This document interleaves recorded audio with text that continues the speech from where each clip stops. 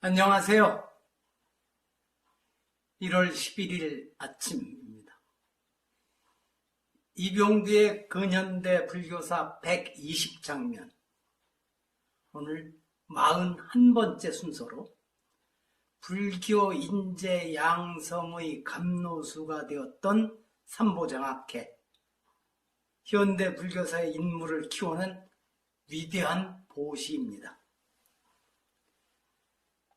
안진호, 서윤길, 고익진, 김선근, 이민용, 송재훈, 오형근, 차용부, 목철우, 목정부입니다. 박선영, 이진두, 문명대, 이무웅, 홍파스님입니다. 김금태, 박명순, 김규칠, 박세일, 윤재철, 신광수, 법타스님입니다. 조영길, 송석구, 최동수, 이용부, 김춘성, 박호석.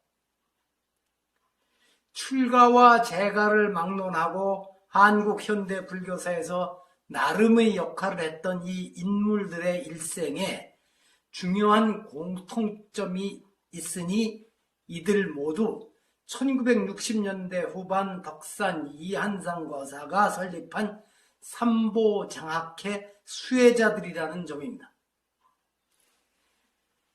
세계의 뒤안길에서 졸고 있는 잠자는 불교를 일깨워 세계적인 광장에서 호흡하는 진리로 높이기 위하여 이 학회를 만들어 부처님의 교행에 보답하려 합니다. 1965년 3월 처음 삼보장학회를 설립할 때에는 본인의 이름을 감추었던 덕산이 밝힌 장학회 설립의 뜻입니다.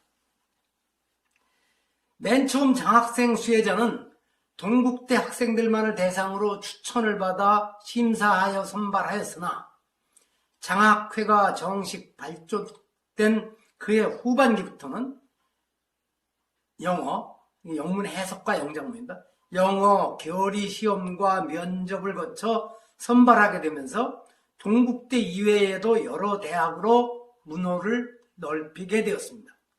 이 장학금을 가장 여러 차례 받은 학생은 1965년 동국대 불교대학 1학년이었던 고익진입니다. 첫 번째 선발 시험에서 1등을 차지하여 연거푸 장학금을 받게 된 그는 우리들 젊은이가 학문하는 데에 가장 유익한 유경 장학 제도가 되어주니 길이 한국 불교를 정지 작업하는 데에 그 주춧돌이 되겠다는 소감을 밝혔고, 그 뒤로 세상을 떠날 때까지 설립자의 바람과 의지, 그리고 자신의 약속을 저버리지 않고 한국 현대 불교학계에 뚜렷한 발자취를 남겼습니다. 장학회에서는 대학원생에게 문호를 넓혀 연구 보조비를 지급하기로 결정하고 세계사를 내다보는 성실한 불교 진리의 헌신자를 뽑아서 한국 불교뿐 아니라 현대 세계의 생명이 될 불교를 책임질 젊은 구도자가 나오기를 기대하면서 불교학 전공자뿐 아니라 일반 학문 전공자들에게 범위를 넓혀 법학, 정치학 등 다양한 전공자들을 선발하였습니다. 옆에 보이는 사진은 1967년 3월 26일 봉은사에서 고불식을 마치고 설립자 덕산 이한정 거사가 장학증서를 수여하는 장면입니다.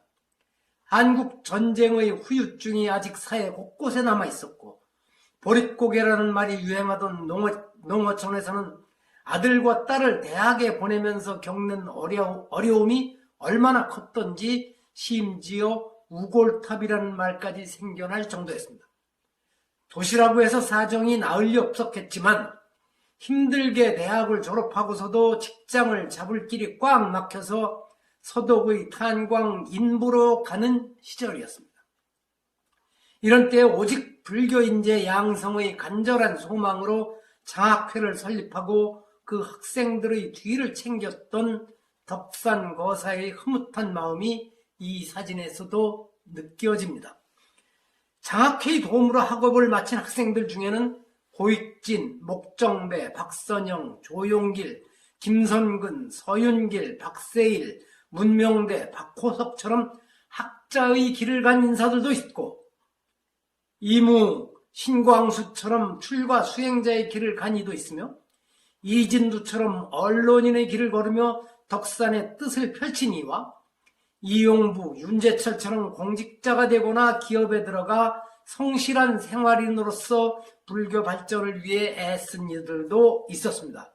그러나 안타깝게도 설립자 덕산이 더 이상 지원을 할 수 없게 되었을 때에 그 뜻을 계승하여 이 장학회를 이어가는 이가 없어 맥이 끊기고, 물론 삼보법회에서 일부 이어오곤 있습니다.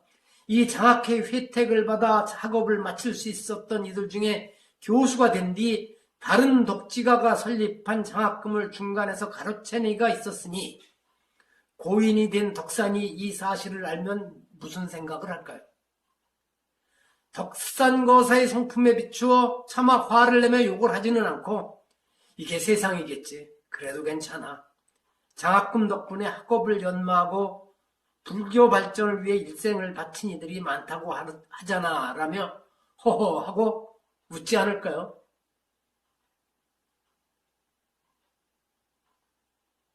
속으로는 편치 않을 겁니다.